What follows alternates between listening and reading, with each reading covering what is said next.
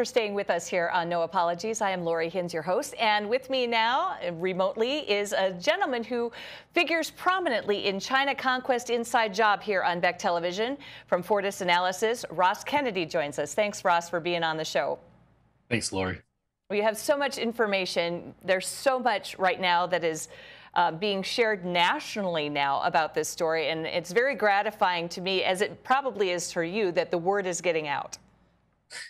Yeah, it feels like one of those things that those of us who've been working on it behind the scenes and very aware of it, for a long time, we've kind of wished it would happen. I think maybe the wish wasn't that it would all happen as a tsunami right ahead of Independence Day weekend, but we'll take whatever we can, and it's good that it's getting out. It's good that it's a bipartisan issue. It's good that the awareness is happening at all levels, not just at the national level or at the local level, but I think as a country, we're finally starting to get our hands a little bit around this issue and begin to take some steps in the right direction.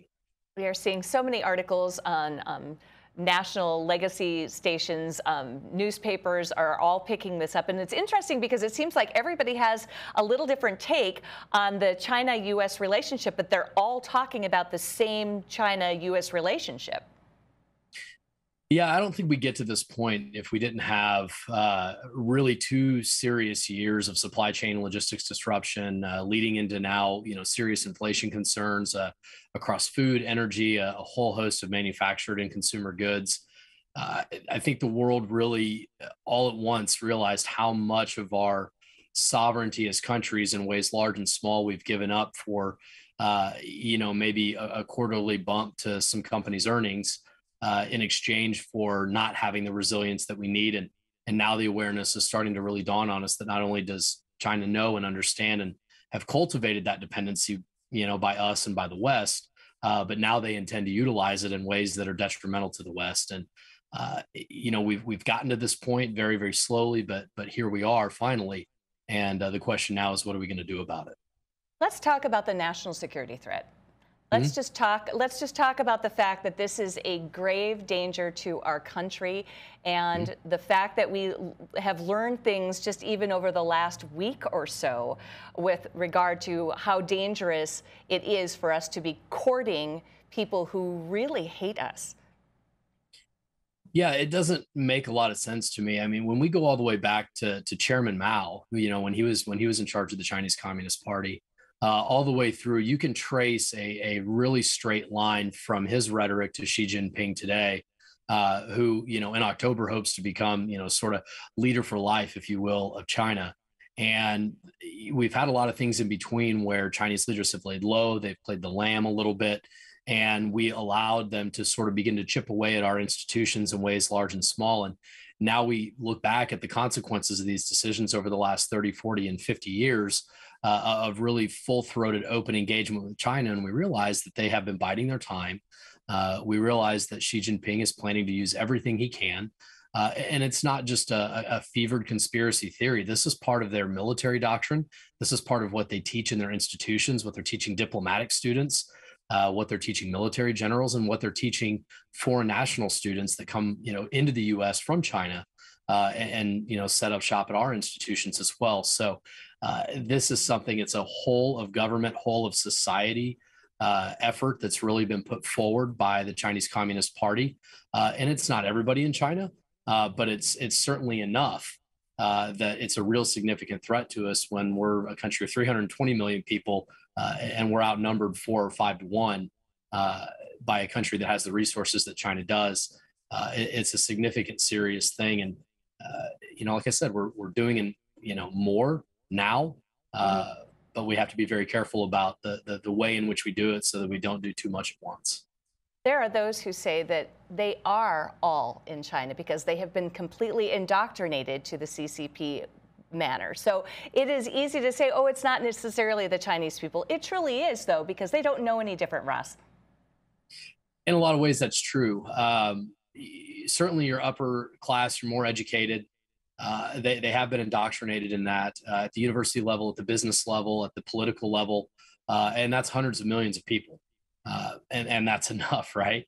But even for those who have been indoctrinated in it and may still not hold those beliefs all the way, the vast majority of them are going to choose to go along so that their businesses, their own lives, their families' lives aren't jeopardized by the fact that now at the top, really running the country, running the military, is this very fanatical group of Chinese nationalists that are very devout communists and that certainly see the United States as an impediment to their global ambition.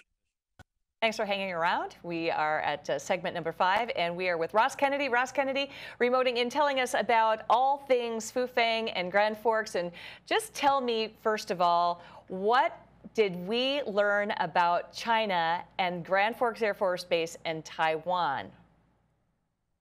Yeah, as a country, our big emphasis over the last 20 to 30 years of military modernization has been fusion, right? And that's the ability for all of our services to communicate with one another in real time inside of a specific battle space. And so we could say maybe one of the China Seas, like East China Sea or South China Sea. And the ability of our forces to interconnect and operate with one another depends on pristine signal, depends on uncompromised signals, depends on those communications not being intercepted or interfered with. And Grand Forks Air Force Base is now one of the really important main fusion hubs, if you will, from a telecommunications and from a satellite standpoint, from orienting all of our various forces. And in the event the United States Navy, Air Force, Marines, Army, Coast Guard all have to step into a fight against China, the ability to intercept or the ability to modify or the ability to in some way interfere with the signals traffic going to and from Grand Forks Air Force Base would be very, very difficult for us, as well as its role in ballistic missile defense and space object detection. So you're talking about a base that went from 4 years ago, probably going to be closed, to now it's really a key critical node. And it's clear that the Chinese knew of that and were aware of it long before the American public did. It's astounding to me that it was 13th on the list of cities.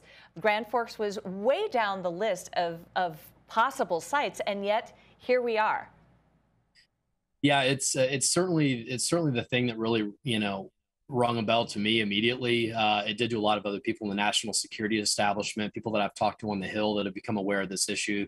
Not just why would you put a corn mill in Grand Forks, but why Grand Forks specifically? And the answer comes very simply that it wasn't one of the front runners right up until it was, which it was selected only a month after the United States government chose Grand Forks Air Force Base for the new Space Networking Center under Space Force and U.S. Air Force Command. So that to me alone, in this game, there are no coincidences. This certainly is not just a conspiracy theory or a coincidence, and it's an extremely compelling data point. It is. It's just so obvious. I mean, Grand Forks makes a compelling opportunity. That's all there is to it. Ross, you have figured very prominently in our series, and we're so grateful for your expertise. We'll have you on again, and I appreciate your time. Thanks so much for all you're doing.